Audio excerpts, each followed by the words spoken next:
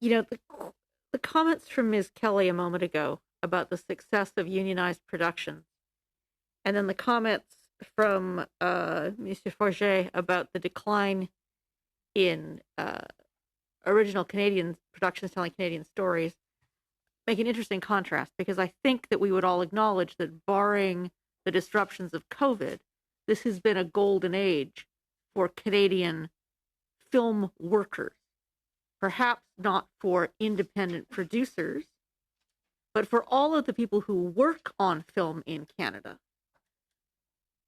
The presence of companies like Disney and Netflix doing production work in Canada has been a bonanza for the people who work on film, to the extent that I have heard from some Canadian independent producers and directors that they find it very hard to get crews because the crews are all so busy working on internationally funded productions.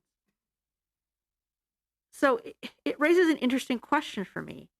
Is the concern here to support the film industry, which is extremely healthy at the moment, versus the need to protect Canadian intellectual property and Canadian storytelling? And then what is a Canadian story when we all know all the anecdotal examples of productions where the IP is owned by the American streamer, but the content is manifestly Canadian, telling Canadian stories?